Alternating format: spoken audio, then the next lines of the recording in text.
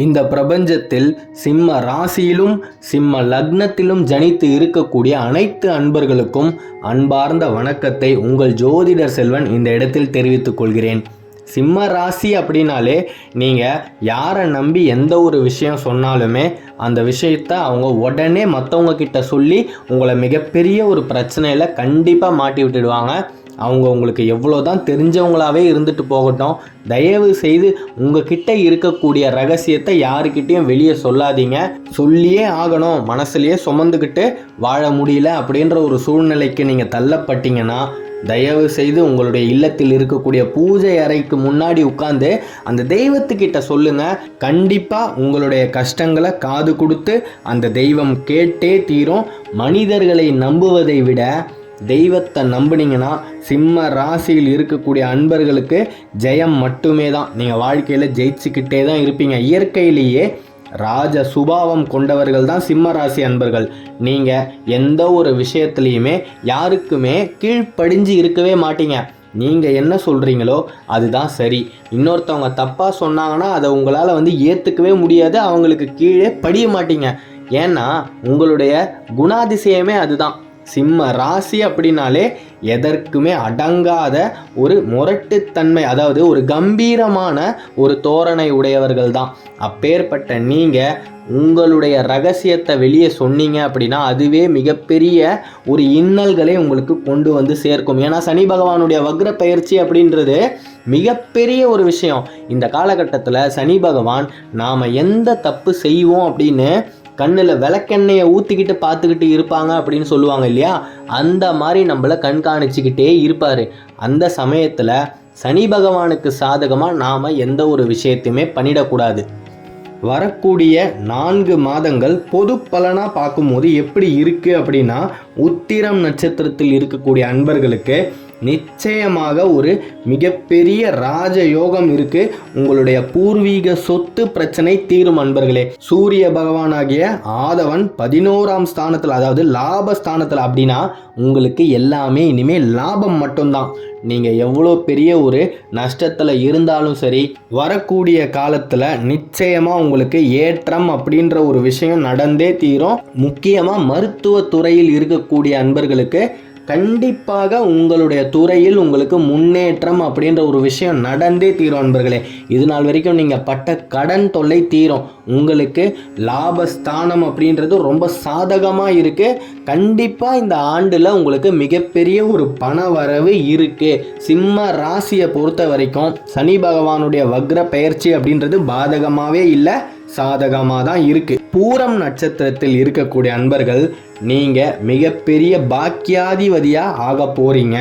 உங்களுடைய நட்சத்திரம் என்பது அம்மனுக்கே சிரேஷ்டமான நட்சத்திரம். நீங்கள் எதிர்பார்த்த அரசாங்க வேலை கிடைக்கும். அரசாங்க வேலையை எதிர்பார்த்து பல அரசு தேர்வுகளை எழுதியிருப்பீங்க இந்த ஆண்டில். நிச்சயமாக அந்த தேர்வுகளுக்கான முடிவு அப்படின்றது உங்களுக்கு சாதகமாக தான் அன்பர்களே இருக்குது. காரணம் 3 கிரகங்களுடைய சேர்க்கை அப்படின்றது ரொம்பவே அபூர்வமாக இருக்குது. புதன் கூட சூரியன் இணையறாரு. இவங்க 2 பேரு கூடயும் சுக்கிர பகவான், கலத்திர காரகர் அப்படின்னு சொல்லப்படக்கூடிய சுக்கிர பகவானே இணையும் போது உங்களுடைய வாழ்க்கையில் என்னெல்லாம் நடக்கும்? பொன் கிடைத்தாலும் புதன் கிடைக்காது அப்படின்னு சொல்லுவாங்க. இனிமே நீங்கள் எந்த விஷயத்தை தொடங்கினாலுமே அந்த விஷயத்தில் நீங்கள் வெற்றி மட்டுமே தான் அடைவீங்க. 2வது சூரியன் ஆதவனை போல நிச்சயமாக உங்களுடைய வாழ்க்கை அப்படின்றது பிரகாசித்தே தீரும் அன்பர்களே. 3வதாக சேரக்கூடிய சுக்கிர பகவான் உங்களுக்கு நிச்சயமாக நீங்கள் எதிர்பார்த்த பணத்தை உங்களிடம் கொண்டு சேர்த்தே தீருவார். ஏன்னா ஒருத்தருக்கு சுக்கிர திசை அடிக்கிற வரைக்கும் தான் அவர் அதில் பாதாளத்தில் இருப்பார். சுக்கிர திசை ஒருத்தருக்கு பற்றுச்சு, சுக்கிர திசை ஒருத்தருடைய ராசியில் விழ ஆரம்பிச்சிடுச்சு அப்படின்னாலே அவருக்கு இருக்கக்கூடிய கஷ்டங்கள் அத்தனையுமே பறந்து செல்லும். அவர் எவ்வளோ பெரிய கடன் பிரச்சனையில் இருந்தாலுமே சரி, நிச்சயமாக அந்த கடனில் இருந்து மீண்டு வெளியே வந்தே தீருவார். மகம் நட்சத்திரத்தில் இருக்கக்கூடிய சிம்ம ராசி அன்பர்கள் கவனமாக எதில் இருக்கணும் அப்படின்னா, உங்கள் வீட்டில் இருக்கக்கூடிய பெரியோர்களுடைய உடல் நலத்தை கொஞ்சம் கவனமாக பார்த்துக்கோங்க. முக்கியமாக முதியோராக இருந்தாங்க அப்படின்னா அவங்கள கொஞ்சம் ஜாக்கிரதையாக பார்த்துக்கிறது இந்த காலகட்டத்தில் ரொம்பவே நல்லது. அவங்களுக்கு ஒரு சில உடல் உபாதைகள் ஏற்படும்.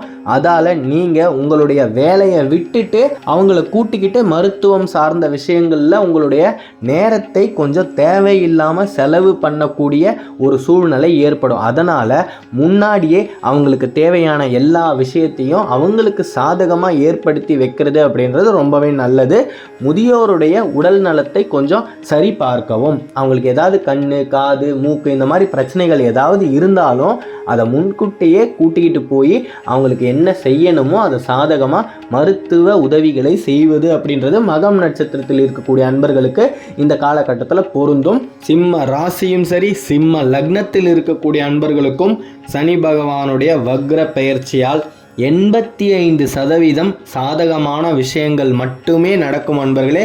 யாருமே சனி பகவானுடைய வக்ர பயிற்சி காலத்தில் பயப்பட வேணாம். சனியின் தாக்கம் நமக்கு என்ன நடக்குமோ அப்படின்ற எந்த விதமான ஒரு யோசனையுமே தேவையில்லை.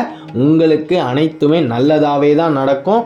உங்களுடைய மனசு ரொம்ப ரொம்ப மன உளைச்சலுக்கு ஆளாகி இருக்கா, தயவு செய்து சனிக்கிழமை தோறும் நீங்கள் சாப்பிட்றதுக்கு முன்னாடி காகத்துக்கு ஒரே ஒரு கைப்பிடி உணவை வச்சுட்டு அதுக்கப்புறமா நீங்கள் சாப்பிட ஆரம்பிங்க. முடிஞ்சால் உங்கள் வீட்டுக்கு பக்கத்தில் ஏதாவது பசு இருந்தது அப்படின்னா அந்த பசுவுக்கு சாப்பாடை வச்சுட்டு அதுக்கப்புறம் நீங்கள் சாப்பிட ஆரம்பிங்க. நிச்சயமாக உங்களுடைய வாழ்வில் மிகப்பெரிய ஒரு மாற்றம் நடந்தே தீரும் அன்பர்களே. தைரியமாக இருங்க. சிம்ம ராசியில் இருக்கக்கூடிய அன்பர்கள் அத்தனை பேருமே நினைத்தது நடக்கக்கூடிய ஒரு பொன்னான பொக்கிஷமான காலம்தான் நடந்துக்கிட்டு இருக்கு.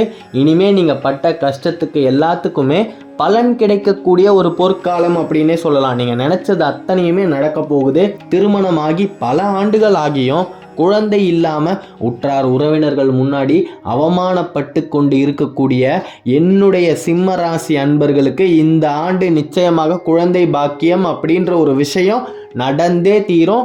உங்களுடைய இல்லத்தில் சுபிக்ஷம் பெருகும். பல்லாயிரம் கோடி வருஷத்துக்கு முன்னாடி குருஷேத்திர போரையே அவருக்கு சாதகமாக நடத்திய கிருஷ்ண பரமாத்மாவே உங்களுடைய இல்லத்தில் குழந்தை ரூபத்தில் கிருஷ்ணராக வந்து சேருவார். இதில் மாற்று கருத்தே கிடையாது. இந்த ஆண்டு சிம்ம ராசியில் இருக்கக்கூடிய அன்பர்களுக்கு நிச்சயமாக குழந்தை பாக்கியம் அப்படின்ற ஒரு பாக்கியம் உருவாகியே தீரும். தைரியமாக இருங்க. அதுதான் ஆரம்பத்திலே சொன்னேன். நீங்கள் பட்ட கஷ்டத்துக்கு எல்லாத்துக்குமே பலன் கிடைக்கக்கூடிய ஒரு பொன்னான பொக்கிஷமான காலம்தான் நடந்து கொண்டிருக்கின்ற 2024 குரோதி ஆண்டு. முடிஞ்சால் இந்த ஆண்டில் திருப்பதி சென்று வாருங்க. நிச்சயமாக உங்களுடைய வாழ்வில் திருப்பம் ஏற்பட்டே தீரும். வியாபாரத்தில் நீங்கள் நினச்சதை விட மிகப்பெரிய ஒரு லாபம் கிடைக்கும். தொழில் ரீதியில் நீங்கள் நிச்சயமாக முன்னேறுவீங்க. உங்களுக்கு இந்த காலம் அப்படின்றது சுபிக்ஷமாக சேஷ்டமாக இருக்குது. உங்களுக்கு சாதகமாக இருக்குது அன்பர்களே. முக்கியமாக பழைய தொழில் ஆரம்பிச்சிங்கன்னா மிகப்பெரிய லாபம் கிடைக்கும். நிச்சயமாக அதில் வெற்றி அடைவீங்க. குடும்பத்தில் தயவு செய்து விட்டு கொடுத்து போங்க. சிம்ம ராசியில் இருக்கக்கூடிய கணவர்கள் உங்களுடைய மனைவி கிட்ட தயவு செய்து விட்டு கொடுத்து போங்க. அவங்க என்ன சொன்னாலும் அப்படியாமா, சரி அப்படியே உன் விருப்பம் போலேயே பண்ணிக்கலாம் அப்படின்னு இந்த ஒரு வார்த்தையை சொல்லி பாருங்க. உங்களுடைய இல்லத்தில் மனக்குழப்பங்களும் கருத்து வேறுபாடுகளும் வரவே வராது. நீங்கள் நினச்சது அத்தனையுமே உங்களுக்கு சாதகமாகவே நடக்கும் அன்பர்களே. ஜெயம் உண்டாகட்டும். அடுத்த காணொளியில் விரைவில் சந்திப்போம்.